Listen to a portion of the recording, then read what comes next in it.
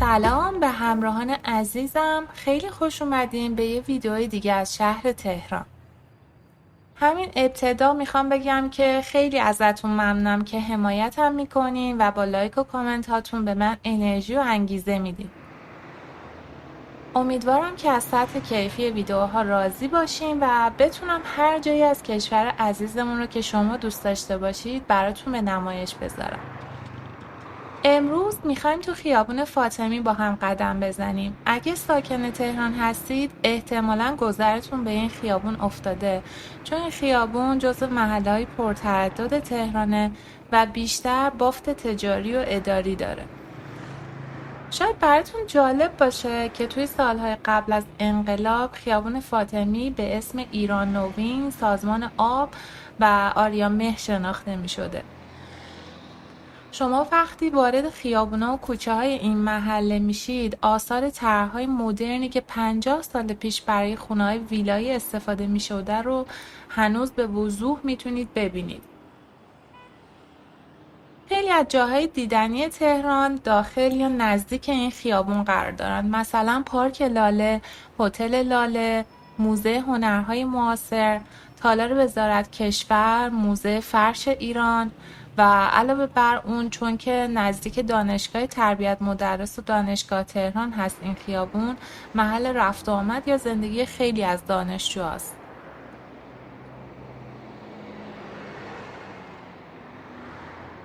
خیابون فاطمی مهمترین خیابون محله فاطمی و یکی از مهمترین خیابون‌های تهران هست که توی منطقه 6 تهران قرار داره و از شمال با بزرگراه جلال آل احمد، از شرق با بزرگراه شهید گمنام، از جنوب با خیابون فاطمی و از غرب با بزرگراه چمران محدود شده.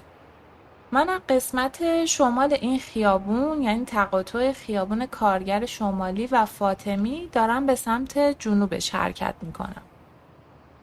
در حال حاضر وقتی به تابلوهای شناسایی شهرداری این محله نگاه کنید، اسم میدون فاطمی به میدون جهاد تغییر داده شده، ولی اسم فاطمی بین تهرانی ها خیلی مصطلح تر هست.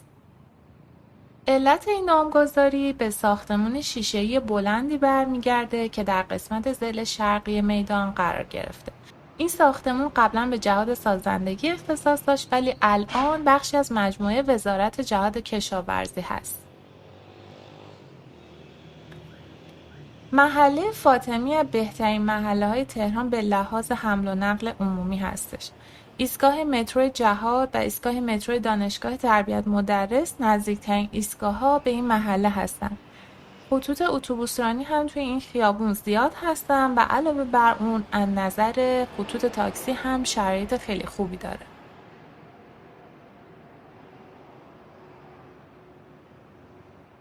دوستان عزیزم، امیدوارم که از دیدن ادامه این ویدیو لذت ببرید. اگر دوست داشتید ویدیو رو لطفاً لایک کنید، چون این کمک خیلی بزرگی برای کانال من هست و به رشد و پیشرفت کار من خیلی کمک میکنه.